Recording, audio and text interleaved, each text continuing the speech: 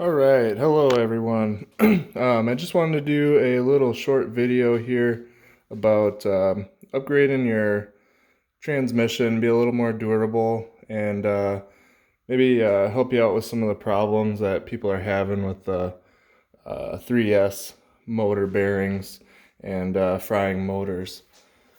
So, um, little side story or what led up to this. I ended up stripping the spur gear in my Arrma Senton BLX 3S.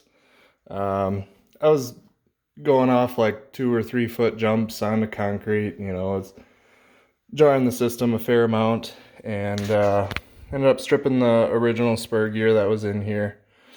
And so what I did was, most people, and I kind of believe in this too, you shouldn't put metal spur gear in your car. Basically, if you just do something so crazy that you strip your spur gear, chances are it would have broken something more expensive down the line. But to avoid that, what you can do is you can properly set your spur gear, basically set it up so you can get a full hard acceleration without slipping the spur gear. But then as soon as something funky happens, then you do hear it kind of go off. So properly setting this, it does say in your manual, you tighten it fully, and then I think it's 1.5 turns out, and I think I'm 2 full turns out, and that's kind of the sweet spot for me. But anyways, I did order a metal spur gear, and spur gear got here, and then I noticed that these bearings actually were extremely loose. Like, they had side-to-side play that was probably a third of the width of the bearing.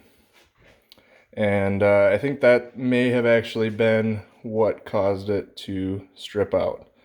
There's a lot of complaints about the bearings in these cars, but my opinion on it is that it's a $300 3S car, and they've got to do something cheap. And bearings are kind of a standard general maintenance thing, and it's a hobby car. Stuff breaks, you fix it. That's part of the hobby. It does suck, and it really sucks that they put those low quality bearings in the motors, and I'll address that issue here in a bit. I just wanted to go over the slipper clutch and what I did to kind of beef that up a little bit. So what I did was I got some higher quality bearings to put around the outside. There is a bearing inside of here. It's a stepped bearing, but I think that bearing only spins when the slipper actually spins. So that's not really a very high load bearing. I checked it when I had it all apart, and it seemed fine. What I did do is I put some high quality ceramic bearings on the outside of this, and that's these blue sealed bearings you can see here. And these are what I ended up using. So 10 by 15 by 4. It was 35 bucks for them on Amazon. I do want to have a little disclaimer about fast eddy bearings. I actually got this rustler at a pawn shop, and I rebuilt this with stainless screws, and I ordered a set of those fast eddy bearings, and within 2 packs, one of them was 2S, one of them was 3S, the bearing here on the motor mount plate actually seized. That's this bearing right here. I hang on to it so I can make angry faces at it every now and then.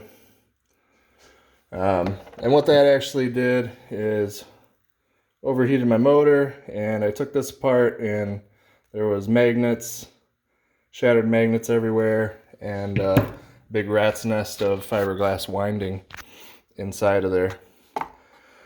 I ended up replacing this with King Head's motor mount plate. There's a hot racing option as well. The hot racing one is kind of goofy to try and decide which one you actually need. But the king heads specifically will say Rustler 4x4. It's got a larger bearing in there. Anyways, that was their standard stainless bearings. It's like a $25 kit or something for all the bearings in the car. But I did want to mention that that one did seize up on me and fried my motor. But I figured I would give them one more chance here with the ceramic bearings. It was fairly cheap, 35 bucks for 10 ceramic sealed bearings. So that was what I did to beef up the slipper clutch area. Hopefully keep that from stripping so easily. Like I said, taking a risk, possibly breaking something else, but I set the slipper clutch properly so that it doesn't put a lot of stress in the rest of the drivetrain. So onto the main issue. So this motor, this is the one that came in my Arrma. You can see how it has the kind of planer end cap here. I think this is the old style. There's two styles of these motors. I think this is the old one. And on the output shaft here, it has a larger bearing. Has a larger bearing than the bearing that's in the cap here. And that bearing size is right here, 5x16x5. So when I took that apart, my car had seized up, wasn't doing anything, was making noise, making screeching noise, but it wasn't spinning. And so when I took it apart, that was that big bearing in the bottom near the output shaft on the I guess it'd be bottom side of the motor. It's a larger size bearing. And this is the piece that I think had failed. Get it to focus.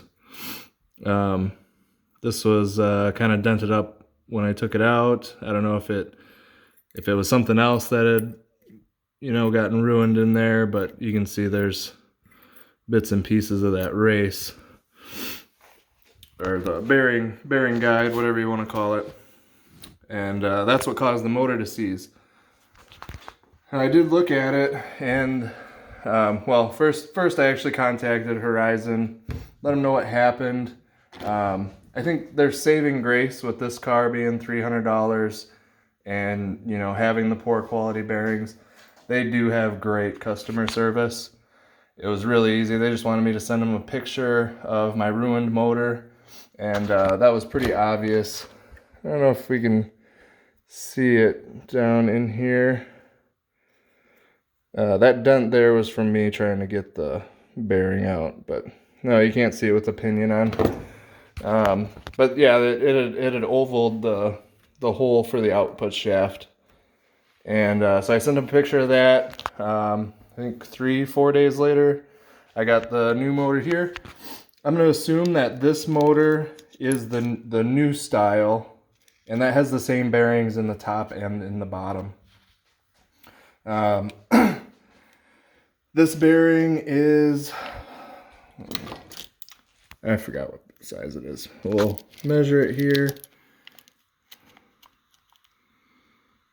Okay, so this one's 5x13. Yeah, I think this one's 5x13x5. I'm gonna set the phone down and make sure of the width. Nope. Okay, so it's 5x13x4, and that's the new size bearing. It's the same size in the top and in the bottom of the motor now. I think that's, if I'm wrong, post down in the comments. Let me know that this would be the old. I think this is the new style motor, and this is the old style motor.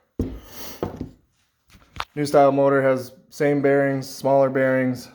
The old style motor has the larger bearing on the output shaft. So when I took that apart, the windings were fine. It was pretty dirty inside there, but the windings cleaned up pretty well. This is a brand new motor. This hasn't been ran yet. But the windings looked okay. So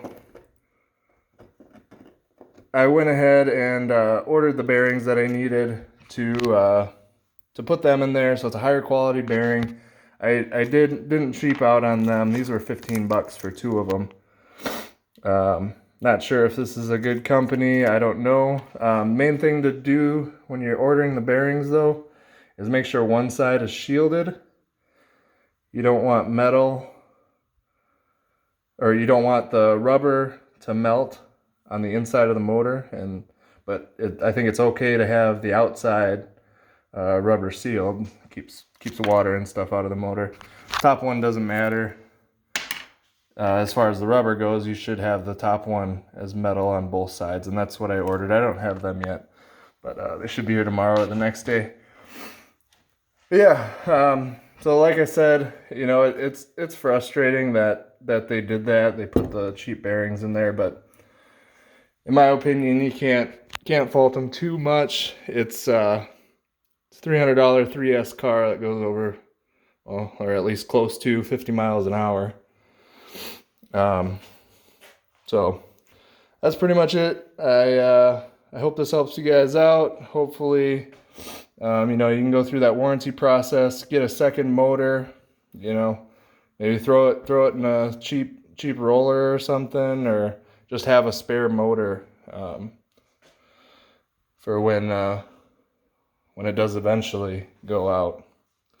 But, all right. Thanks guys. Have a good one. If you have any questions, feel free to post down in the comments. Sorry for the low quality cell phone video, but I couldn't find much online. I couldn't find much on YouTube about it. Oh, one thing I did forget, this bearing that shredded, trying to get that off the output shaft was a pain. I had such a hard time trying to get that off there. I feel like I saw a video or a picture on a thumbnail on a video that a guy with a solder gun. There might be a chance that that bearing is soldered on there, or it could have just been scratched and kind of wedged itself on there. I couldn't find that video again, but yeah, hope this helps you guys out. Get a little bit more rough use out of your Arrma Senton. All right, have a good night, guys.